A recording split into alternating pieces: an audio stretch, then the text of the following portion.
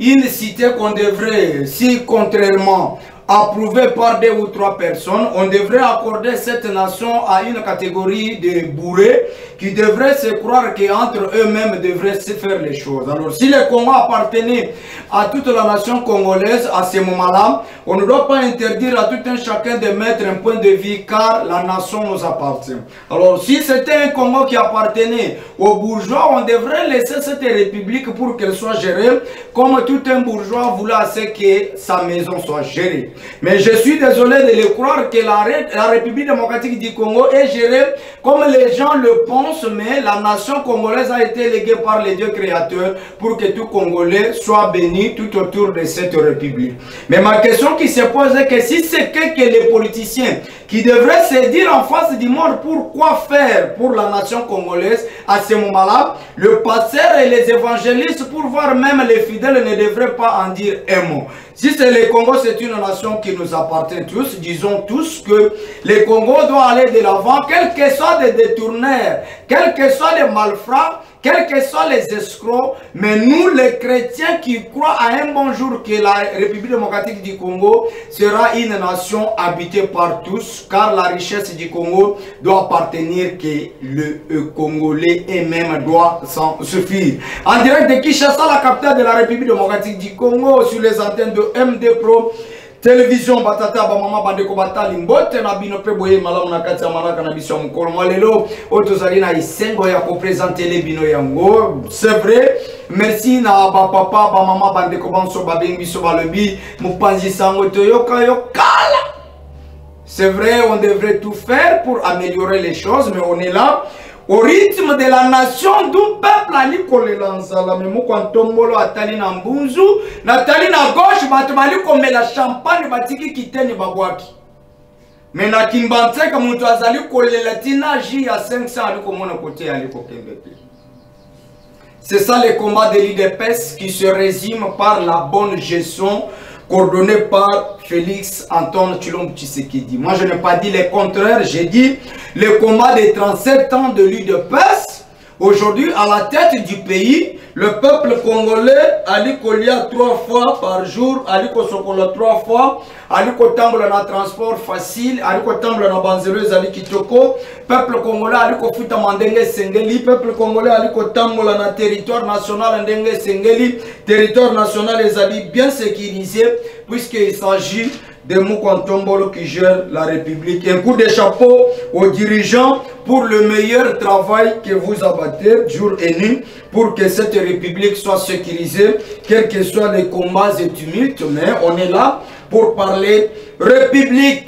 Merci na bande commence à s'abonner massivement à la chaîne YouTube Nabiso Parlons Congo TV officiel. Merci na Bino Banso, merci na diaspora congolaise pour notre soutien, pour l'appel. Je vous aime beaucoup. Je vous aime beaucoup, je vous aimerai toujours. Ndenga mobile aye bisaka mwasi na ye. Tango bazalina no na ye bandeli. Alobi na ye, je vous aime et je vous aimerai toujours. Soki ba pesi e kaka ke na ye na ndako soki mwasa azalaki pemba komi noir, soki azalaki rouge akomi chocolat, soki azalaki ya kovimba akondi, soki batuni aliaka kama tembele midi poko. Merci beaucoup. Na bande kobanso bali kolanda biso, ça va chauffer maintenant là. Na katia émission na biso, on doit parler et faire un point sur les discours du président de l'ECD, Martin Fayulu Madidi, qui en a adressé qu'à 3 personnes. La première personne, il a dit à Nanga de ne pas tuer les Congolais, de revenir à la région. Il a demandé à Joseph Kabila de quitter Goma et il a également dit à Tshisekedi de lui rencontrer pour parler République. Alors, ma question demain, entre Kabila, Nanga, Tshisekedi. À titre de rappel, la personne qui a publié Félix Antoine Tshilombo Tshisekedi comme président, c'est Corneille Nangaa. La personne qui avait organisé les élections en 2018, c'est Joseph Kabila. La personne qui avait gagné les élections, c'est Félix Antoine Tshilombo Tshisekedi. En 2018, Martin Fayulu avait dit vérité désir car sa victoire a été volée par point d'interrogation. Qui trompe qui? Moupansangolobi, qui trompe qui? Voilà, la deuxième question, nous parlerons également de présumé détournement et cela relève d'une bonne gouvernance. Ma question, C'est un Champions League de détournement au Congo, d'où c'est un match de football, d'où il y a Renaissance, EV Club, d'où il y a Barcelone et Real, que les meilleurs gagnent en détournant les derniers publics. Alors, le peuple d'abord et l'état de droit existent-elles dans le régime de Tshisekedi? La gestion de la ville-province de Kinshasa qui bouge encore des lignes avec Daniel Bumba, avec des camions poids lourds qui circulent encore sur la ville pendant qu'il y avait eu une décision d'interdiction que ces véhicules vont circuler à partir de 22 h jusqu'à 5 h. Les autorités prennent des décisions pour valoir à eux-mêmes ou pour les appliquer également.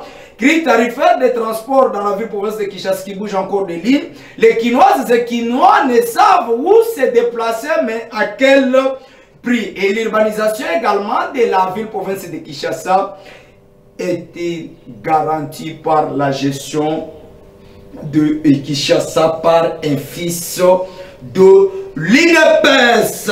Merci Tozambi Ponabino ezali mbala ya yambo na kati ya Parlons Congo. C'est un ami Toyebani Kala tokutana mais aujourd'hui azali liboso ya procureur pour le peuple congolais. Azali Bongo, deuxième vice-président de la Ligue des jeunes au niveau national. Il y a un parti politique alternative en 2028. Ezali Yamana Congo Ados Ndombasi. Abiangami na Congo ya Amisi. Nalobina pesa Amiso tellement fort. Amiso tellement fort. L'inspecteur. Il y a RDC, ancien président, il y a Vita Club. Amiso. Oh, tozana Amiso. Watuna. Chabani. Et puis, na pesipendo ina yo Chabani. L'on mbote na pesipe. Maître Jacquemain Chabani mbote. Wazo gérer ministère malade. Mbote pe boyima. Mbote ndeko journaliste. Bon. Bien, ça bien. Anesi on va coller kana plateau na haut. Ouais. Au plateau ba yimbo keza ya ngaite. Moni na loka ka plateau na sango. Ouais. Les lots okutani. C'est la ceinture puisque toko décoller. Général. Merci beaucoup toko décoller mais puisque ça mon colonel ya mbokole kana Parlons Congo tikana tuna yo. Soko zalaki enseignant. Bapesio copie, il y a Félix Antoine Tshilombo Tshisekedi comme président de la République à l'éco gérer, yo pesa yé point pour la bonne gouvernance naïe. Sur 10 on pesa yé combien et puis dans secteur ni. Oui, merci ndeko journaliste na Motuno Tuninga. C'est une question pour moi pertinente. Ouais. Oyo ba kongomani baso ba kotuna maka. Ouais. Ndeko oyebi ndeko Félix Tshisekedi tomazaki pouvoir. Ils allaient que Singona, Bayimbo, Kanyo, surtout, pour été moto au Azali. Tu es un point sur 10, ce qu'on a qui enseignant, va passer au copie à mon quantum, le moins à maman Marthe, qui PSAE 10 par rapport à la bonne gestion. Au PSAE combien? Bon, parler d'abord de la bonne gestion, là, c'est. Donc, la bonne gestion. Tu tiens à tiroir. Bonne gouvernance. Bonne gouvernance encore, mais tout ça encore couloir. Moi, je voudrais plus qu'on puisse parler de la mauvaise gestion. Ah, fais ça point. Attends, mauvaise gestion, ça en a point. 4. 4 sur 10. 4. Donc, ça veut dire que qui 1 point à 5 sur 10.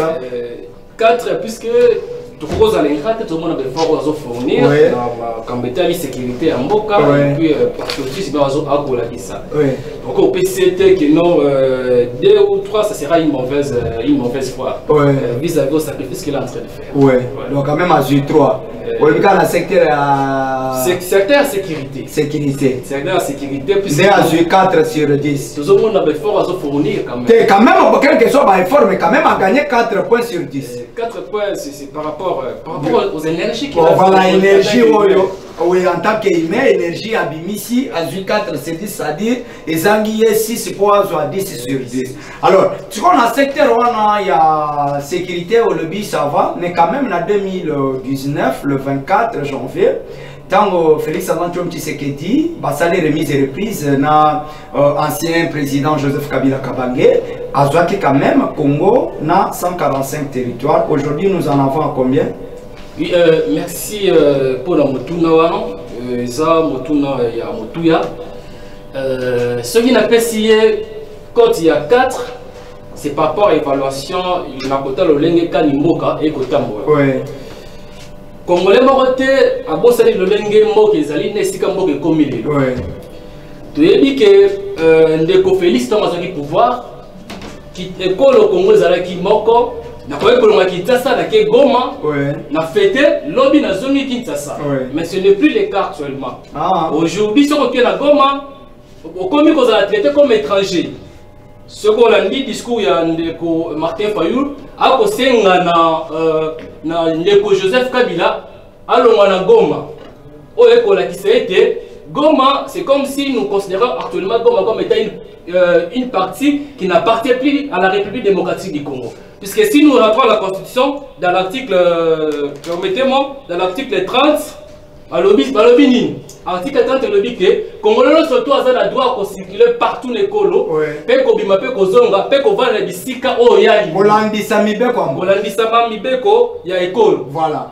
Tongo ndeko Fayulu akoloba ete ndeko Kabila alonga na Goma na moto na ye c'est-à-dire Goma eza susu ya Congo te tolo bana ba Congo bandi ba surtout ba ko vanda kuna balonga ba ya na Kinshasa comme eza susu na tokokota wana puisque ezali sujet ya motoko bana na metika na zonga mwa muke na Dos Ndombasi oto yebike a soutenir Martin Fayulu na manda mususu oyeleka mais tango atiki ka Martin Fayulu puisque azali leader ozali ko soutenir Dos Ndombasi aza élu député nationalité. Mais tant que na Fayulu, azalaka élu et réélu député national. Peut-être que ya leadership ya Martin Fayulu, peuple congolais a donné confiance et pas à Dos Ndombasi. Oui, l'homme de combinaison. Ndeko question ezali question ya motuya. Oui. Puisque ezali question oyo bayi mboka tu ba kotuna. Ah oui. Comment moto azalaki na Fayulu azalaki proche oyo Fayulu apesa ki ye valeur ebele akolonga boyeka katiki ndeko Fayulu ndeko sengeli koyeba ete na une émission na yo pendant que ça quitte des personnes non mais on doit parler de votre autorité parce que vous allez soutenir comment. Oui, moi je soutiens la vision de monsieur Dos Ndombasi et non la personne Dos Ndombasi. Je soutiens la vision. Vision. Oui, incarné à Dos Ndombasi. Ndeko eloko tengelo koyeba ete d'abord élection 2023 puis le lenge kan le kamaki to monaki bato akokamaki bango na ba machine oyo batambolaki tozali na vérité ta koloba ete ke na 2023 élection esalemaki le lenge oyo esengele biso toyebi comment te que tricherie esalemaki pe bandeko mosusu okamaki bango na ba machine yo mo yebi ndenge ekendeki pour affirmer que c'est une bonne élection ça sera mature le Congolais puisque bato bakolanda biso betando ike parce que loyeba ete ke élection esalemaki na 2023 oyo même okonzi ya mboka alobaki ke moi beret ezalaki na élection wana okoki koafirme te ke no mpona toza na tv kolobaki ete ke maso malekaki na lolenge oyo esenge bani. Voilà. Alors, puisque Dos Ndombasi, il s'agit de lui, Akendake Paya Mwana Congo, Denis Mukwege, prix Nobel de la paix, na parti nae, et par la suite, c'est puisque Asali parti politique alternative 2028. Par rapport à Yakuya échec à subir, Kolongo Pene ya Fayulu, Kokende pas Denis Mukwege, Nde Amibeti, le bon coordinateur a dit que Ngai Pena comme leader n'a quoi n'a affronté l'élection. Est-ce que vous pensez que le leader, que vous soutenez sa vision et non la personne, que Tala Yeboui, n'a parcours politique, vous pensez que c'est quelqu'un crédible? Je dirais que Ndeko Dos Ndombasi, c'est une personne crédible, cohérente, puisque tous 8 ans, on a travaillé, totali amour au hasard dans l'école au Congo, le lenge au ya à côté à Congo à lobby, et tindé te biso ba oi, tous à la pemben naï, biso ba tous à la pemben tous tenir vision naï. Et puis au lobby sur ma peut-être sorti naï na ECD. Dès que le renseignement pour y ba été, ma parti politique na biso comment le col l'église. Bandela, ma parti politique na biso comment le col l'église. Autant y partir là. Bon, je ne suis pas venu faire l'apologie des partis politiques. Je ne suis pas venu faire l'apologie des partis politiques. On sait comment est-ce que nos partis politiques évoluent. Et comme l'église. Et comme il y aura l'église, on passe sur le lobby, on dit ramène. Biso na ndeko Dos Ndombasi attaque un vrai patriote et celui qui incarne certaines valeurs rares. Autre comment dans la classe politique de la bisoté, alors qu'il jamais qu'on a toujours na simaya ya moto, mieux vaut à ça la partie na oh et à ça libre à exercer ba droit na pe ya comme ma donc hier à lingi cause la sima ba parti à batute à sali à parti pour battre dans la simana. Mais c'est et là on s'est dit que bah na betion li babo c'est du bakou c'est bande ba ko landa biso bazala si ya biso ya lingi cause la sima batute mais à ça la parti na pas battre dans la simana ndeko biso ba oyo to landi ados ndomba c'était mais to landi vision différence entre attends na yi de pèse balanda vision différence entre kolanda vision na kolanda moto balanda ba vision mais bango balanda ki vision aveuglement balanda ki vision aveuglement yana et l'autre il y a leader na bango et l'autre est pesika mboke komi mais on combat leader na bango vous faites allusion à Martin Fayulu mboke ezali ko kamba mana yete kambe ndeko o sengeli ko bete ndeko ko tanga kombo ndeko Martin Fayulu. Bon, permettez-moi de vous dire que c'est un leader incohérent. Pourquoi je l'ai dit? Puisque récemment, il avait signé la déclaration commune avec Kabila, avec Delis Sanga, avec Moïse Katumbi. Maintenant, la question que nous devons se poser, qu'est-ce qui fait que le long de Alongwa, Pemben ya Kabila, Akende, Pemben Mokozamboka? Est-ce que raconte ya bangomi balende ya aussi ça makambo ya Kongoman? Merci. Yebisa Pemba Yimboka. Et là, on est sala qui a dos ndombasi, Alongwa Pemben na Fayulu. Akende pas Mukwege, alungwe pas Mukwege, à ça la partie politique na Yimoko. Ndeko, on va revenir toujours à la vision. Ah, vision ailleurs. C'est la vision les années. La vision c'est mettre terme au système politique instauré par les individus. Voilà une vision il y a nous allons mettre terme au système instauré par les gens qui passent dans la étape terre. Il y a des basés après tout le monde a qu'à le coller à mon canton. Bataillon sacré, vision en les années. Je pose cette question à maintes reprises. Quelle est la vision de Félix Antoine Tshisekedi? Mais pour ceux qui vision Zalaki, il y aurait qu'aux allez les l'autre. Mais le président quand même a une vision claire. Hein, non, la vision est sombre. Quelle vision? La vision sombre, la vision du président actuel. C'est quelle la vision c'est quoi? Je ne sais pas même comment le décrire. Mais soit ce qu'il est là dans ce nom massi, à Bongoli Motem à Landi Fachi, au San. Mais c'est, permettez-moi, on n'est pas venu parler. Non, non, mais c'est votre leader, on doit s'assumer. On est venu parler de la patrie. Nous parlons de la patrie. Puisque c'est la patrie qui nous engage nous deux. Nous ne sommes pas venus parler de la dose Ndombasi. Merci, la dose Ndombasi. L'homme a des combinaisons. Oh, papa, Mbosa Lobaki. Papa, là, tu as ma veste. Tes problèmes, c'est ma veste. Tu as encore là ta combinaison, mais à ça, non, malam. Pour tout le monde, présumé détournement, les autres temps, le gars, c'est ma veste. Maman m'a dit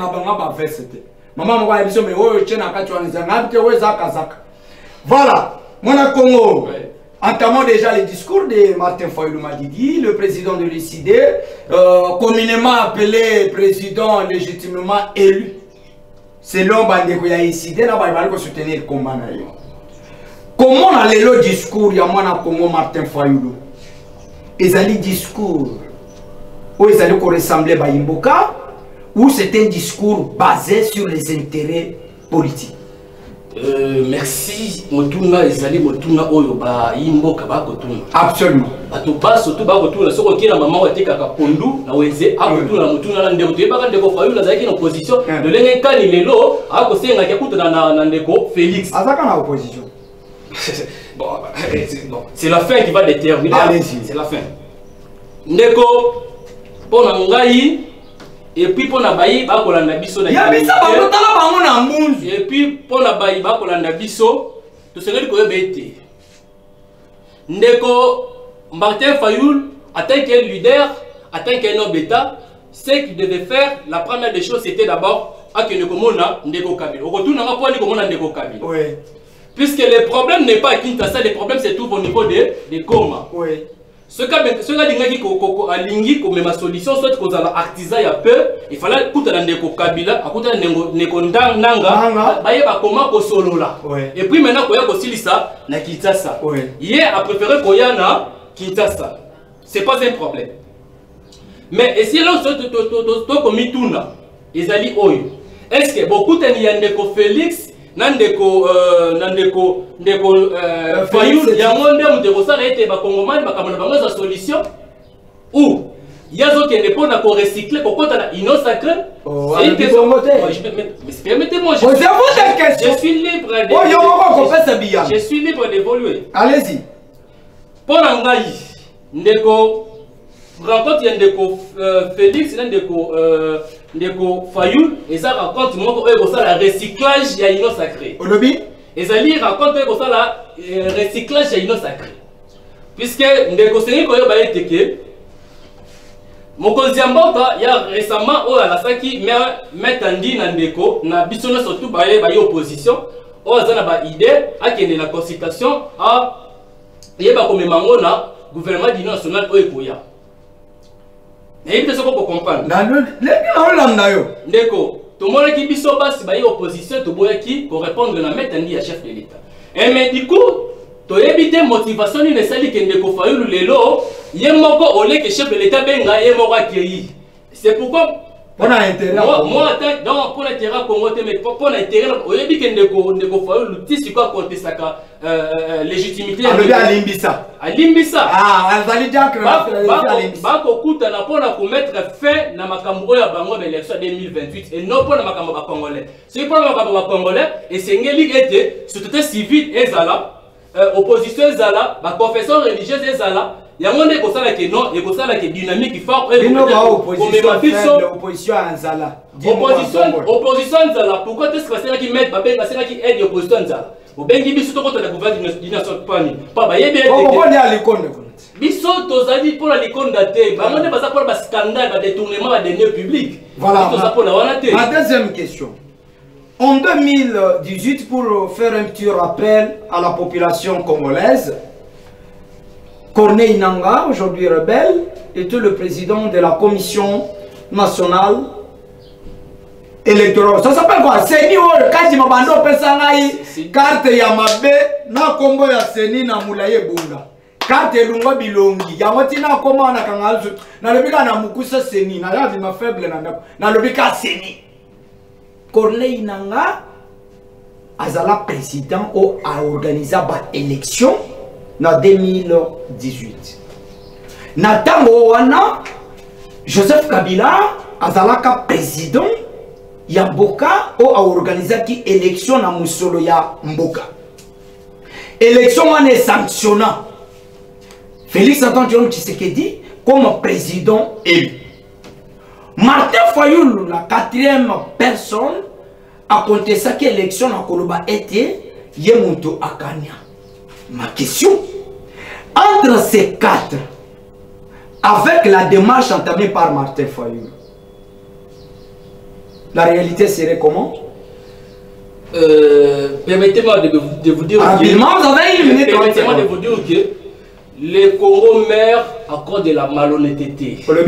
Le Congo meurt à cause de la malhonnêteté. Et pas ceux qui ont commencé à commettre les lots, ceux qui ont réussi dans l'élection 2018, au Congo, nous surtout Bayebi.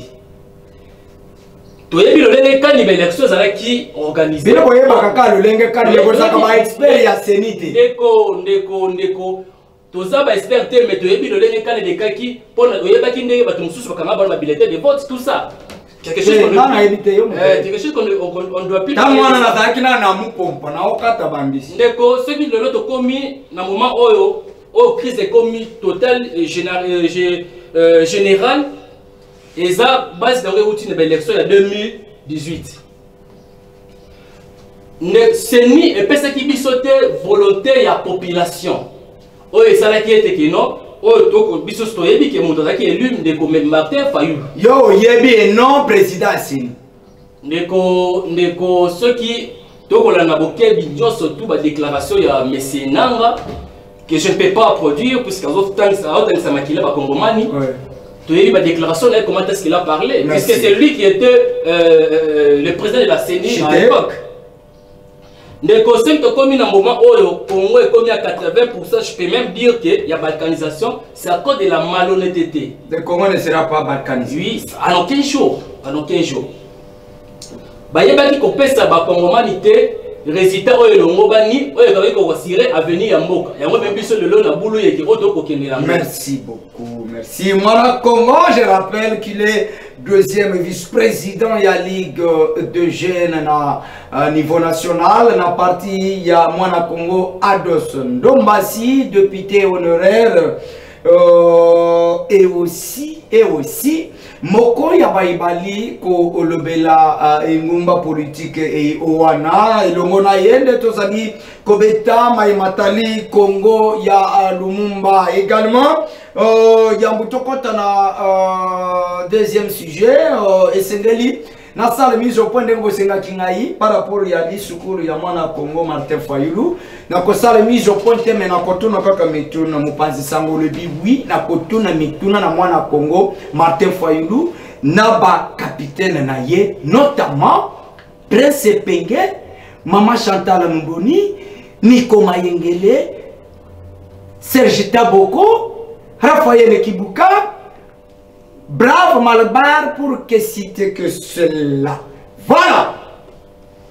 Si aujourd'hui que Martin Fayulu accepterait que pas solo l'ambouze na Mwana Congo Félix Antoine Tshilombo Tshisekedi président actuel et que nakata masolo na bango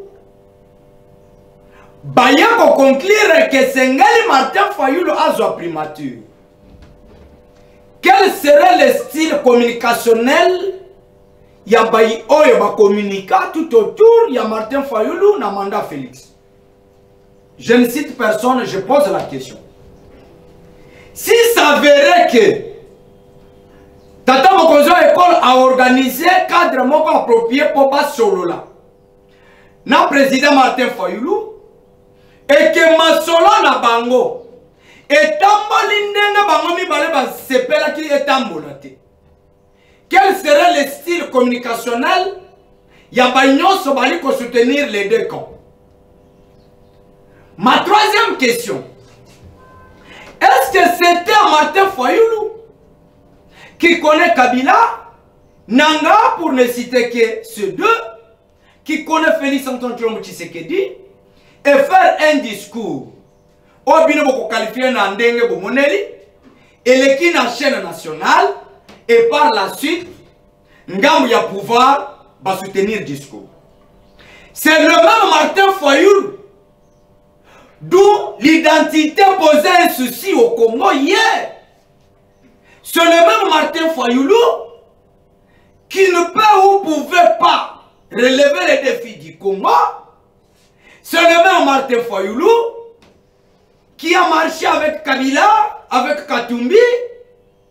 C'est le même Martin Fayulu où Martin Fayulu s'est transformé à partir de son discours. Moi, je ne pose que des questions. Alors, je crains que ce qui m'a solo oyo entretient à Tata Mokonzo qu'on a président Martin Fayulu, que peut-être qu'on aboutir na makambo bango bakane ke koma to boy to banda koyamba de kana plateau et comme la kobunda. Jusque là, l'identité de Martin Fayulu n'est pas encore évoquée. La nationalité n'est pas encore évoquée. Je préviens que quand on a dit que le peuple a quantité. Vous pensez que oui, peuple a quantité. Moi, je ne pense pas que le peuple n'est pas Martin Fayulu a le Bamakamboana. Comment on a dit que na yemoko.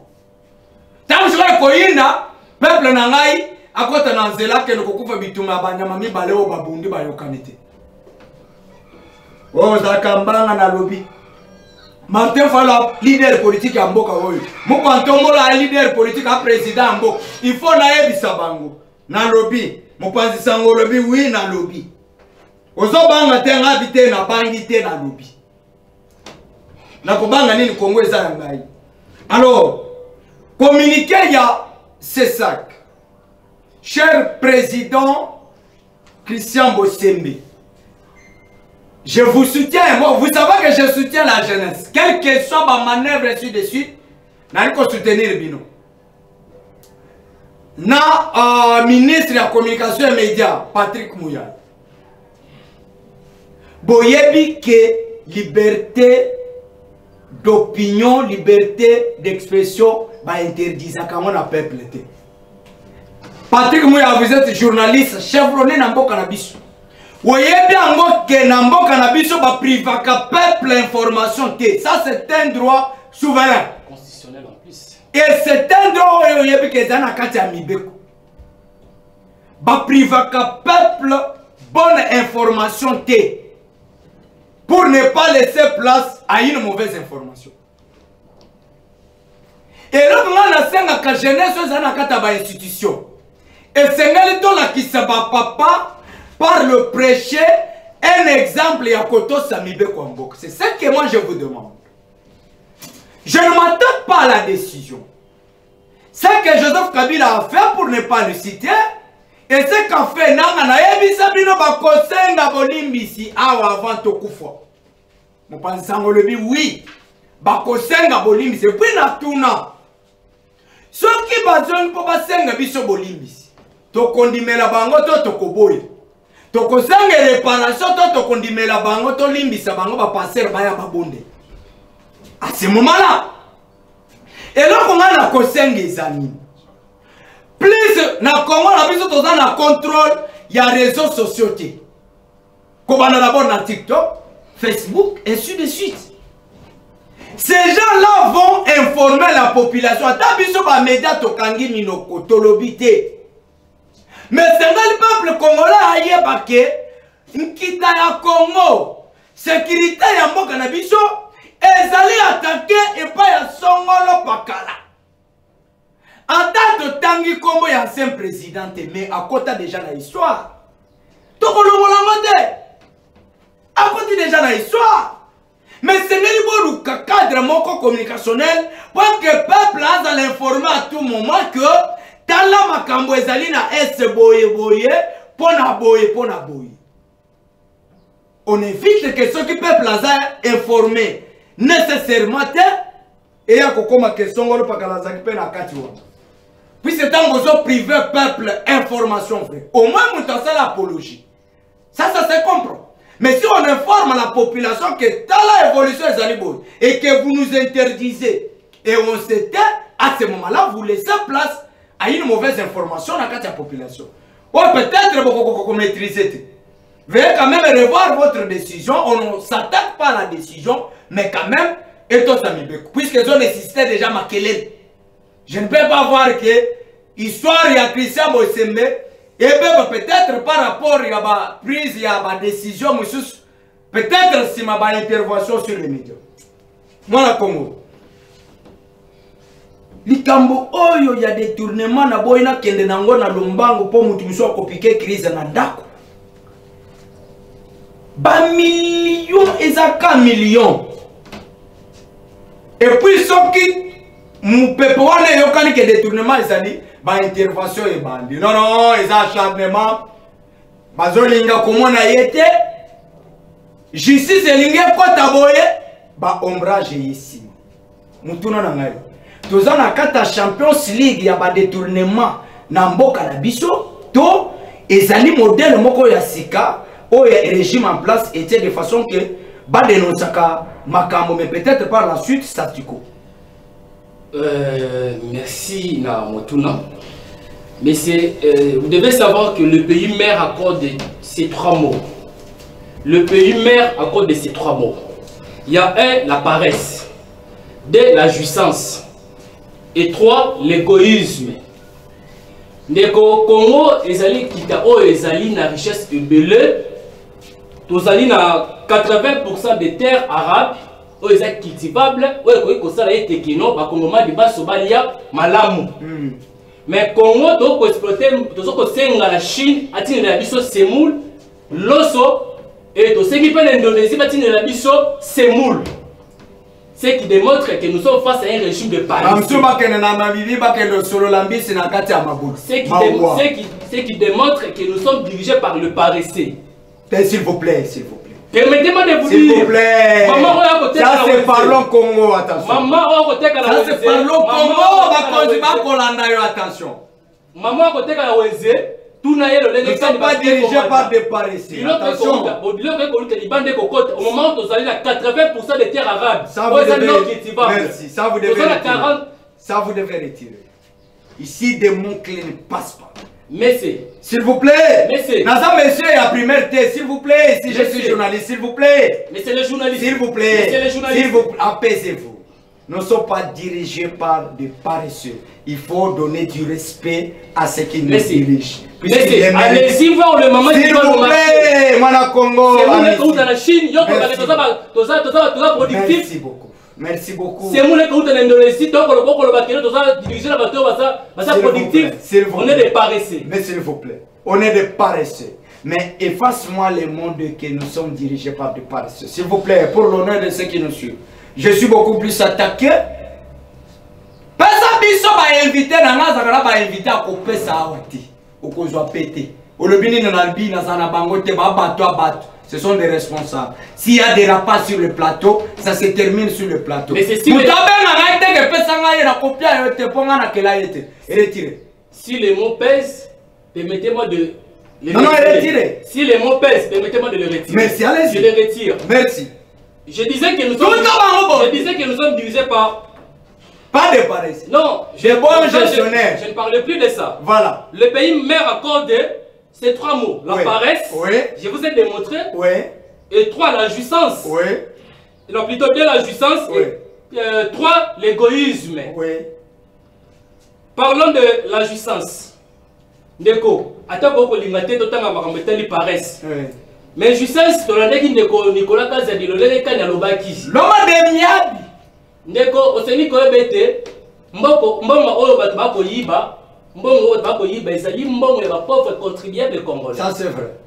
Maman wa tekaka makala, maman wa tekaka fufu. Pendant bango boko bafutaka bampaku. Ndeko wa ta boutique. Na bino ba chaîne bopesaka na kita ekolo ya mosala ke budget mboka. Budget mboka utaka na ba contribution. Contribution de pas banani, uta na pauvre population. Ba kopesa. Mais ko sala pasi ba individu ba ko kabola mbongo sengele sala nzela lelo na mikondo nzela ezalite. Yo mo yebi to to musika te kende awa na kabamba o mo ndenge ta nzela ezali. Quand quelqu'un est Kintuka, on commence à dégager les alliés. Rapidement. Et que ça la passe. C'est pourquoi je dis que ces trois mots qui caractérisent ces régimes. Il y a la paresse, la jouissance, l'égoïsme. L'égoïsme, pourquoi? Ce côté-là, Batouba ko diriger biso ba ligne d'intérêt na bango moko. Batouba ko diriger biso ba ça plus centré na intérêt personnel, na intérêt ba parti. Le lombo ke kufi ndeko. L'autre qui a malongo ezalité. Maya malongo ezali te, nzela malongo ezali te, enseignement malongo ezali te, bana ba kotanga ba condition oyo elongo bani te. Oyo be kolakisa ete toza dirigé na ba égoïste. C'est l'égoïsme qui prime dans la gestion actuelle. Merci. Et c'est ça qui fait que le pays est par terre. Merci, merci. Mana Congo le beseke milinga. Tata moko alikotanga komona maite tika ko détourner mbongo l'État. Otanga komona kutu komona soki na tanga mama moko akoko ya kokanga yo ke opesa yeze mokima na mboko yao. Otika ena zema otanga ka journaliste an kaza kambanga mbanga yo mutokire yango. E utana nzambe. Soko sali bola soko sali mabe. Tata moko za école. Na lobite ke oza kocha ombrage. Mais maman moko abelinga na Kinsuka lobi ke yebisa moko ntombola tika justice sala musala nango. Mon père Sangolobi, oui.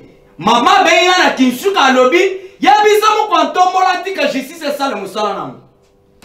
Nous ne voulons pas une république de poids lourds et des hommes forts. Nous voulons une république des institutions fortes.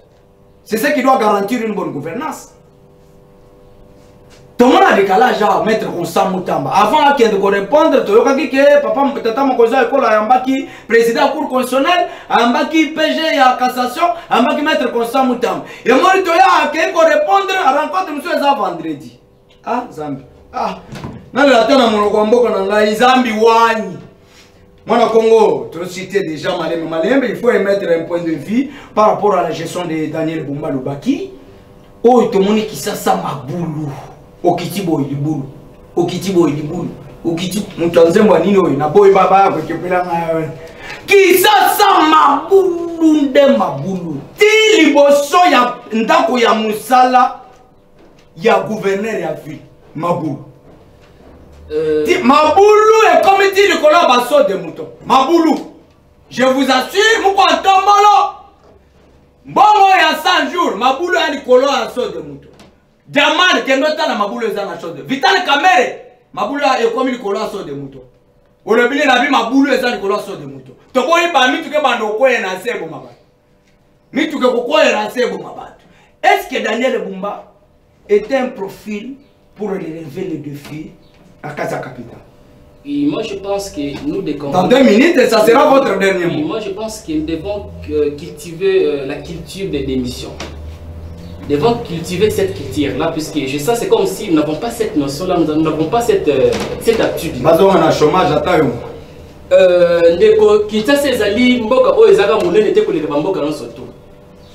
Nous avons 3 villes qui sont peuplées en Afrique. Et nous avons Lagos qui a 25 millions. Millions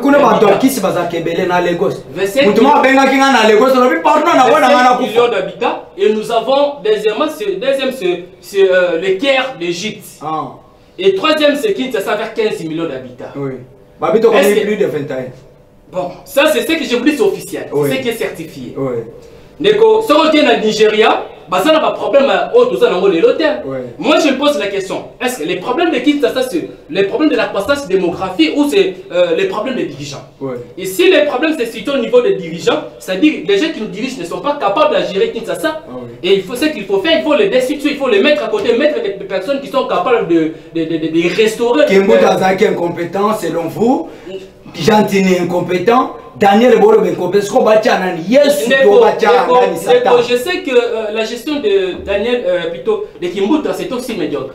Mais je préférerais même Ndeko Kimbuta que Ndeko Daniel Bumba Ndeko. Peut-être, mais gestion de Daniel a subi les guerres. Ndeko, tous dans le régime accusateur, à tout moment nous accusons des gens, ça fait mal. Un bon dirigeant est celui qui assume, qui sait assumer ses responsabilités. Tu ne peux pas te cacher derrière toujours les gens. Merci. C'est ça qui fait. Merci beaucoup, Mana Congo. Vous avez 30 secondes pour nous dire votre passage sur notre plateau. Je crois qu'on doit vous retenir pour le casting du jeudi. Vous serez en face de quelqu'un de l'UDPS, quelqu'un de l'ECD et quelqu'un de Moïse Katumbi. Ça, c'est confirmé. Préparez-vous pour le casting du jeudi prochain. Alors, 30 secondes pour clôturer. Premièrement, je devrais vous dire merci. Merci, j'apprécie votre émission. Merci. Et l'importance que vous accordez à la patrie. Merci. Je sens que vous êtes centriste par rapport à d'autres journalistes. C'est une qualité rare à trouver actuellement auprès de nos journalistes.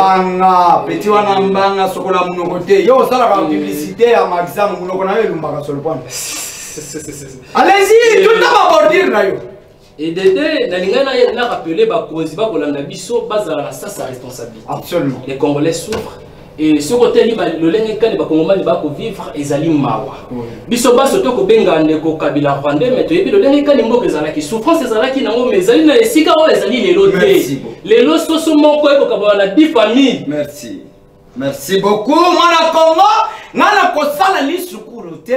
Mais ngai na kosenga kaka ndenge tradition na ngai senga kana ngai kosala ya mona silise puisque nazaka na 20 secondes. Si Corneille Nangaa était le vrai président de la CENI en 2018 et que le président Joseph Kabila avait organisé les élections dans l'État pendant qu'il était président, et ces élections ont sanctionné Félix-Antoine Tshisekedi comme président en 2019, et que Martin Fayulu avait décrié que la vérité des urnes devrait être rétablie. Alors ma question, pourquoi ne pas tuer ce peuple pauvre? Wazana Tatana Mamate, au détriment de la richesse à Congo pour ses valeurs. Un message fort que je lance. Si Martin Fayulu a fait allusion à 3 personnes, c'est suite à cela que j'ai fait aussi allusion aux résultats des élections de 2018. Mais moi je lance le message aux dirigeants et au peuple congolais. Félix-Antoine Tshisekedi, le président de la République, moi je vous demanderai ceci.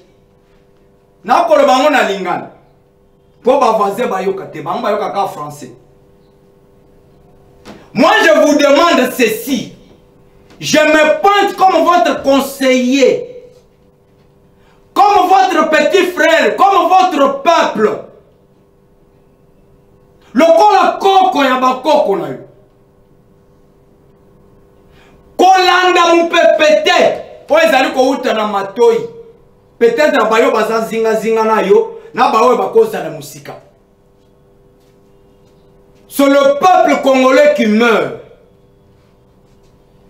Tala sima tala etumba tata na yo abunda mais tango ete Tshisekedi akufa na monaka garde moko nde ateleme place na ye nenga akenda na nkunda mais soko otali mutu abeta ete Tshisekedi mabele na tolo po akunda ye peut-être jeune akunda ete Tshisekedi tango ete Tshisekedi azalaki en vie soki jeune wana yaka liboso aporte na bino bolinga bobenga na ye peut-être asalite a mutu atina te mais bato ya tina te nde bakundaka bato atina na kosenga na yo s'il faut kosala dialogue na bana Congo fais-le.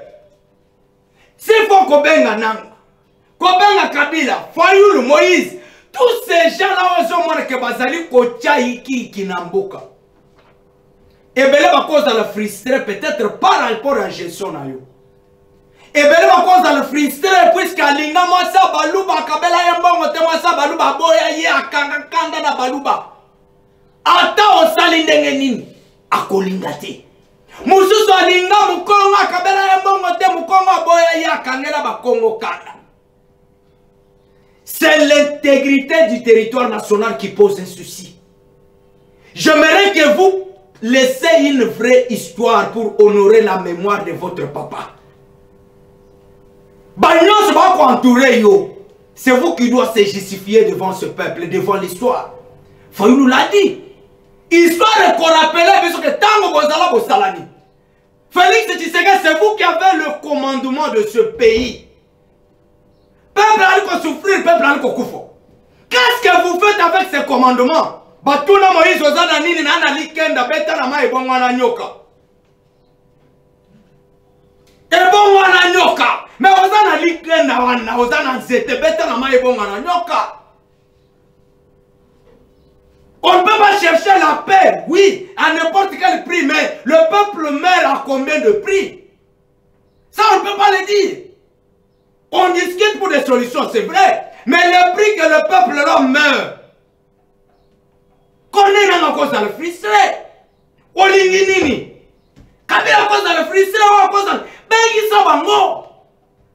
C'est vous qui doit se justifier devant l'histoire. Je vous dis, vous justifierez ça devant l'histoire. Oui, mais ça choque. Ça choque. Si on ne le dit pas, on est complice. Mais on doit se le dire en France. Vous êtes notre président. Vous êtes notre grand frère. On a combattu un combat dur.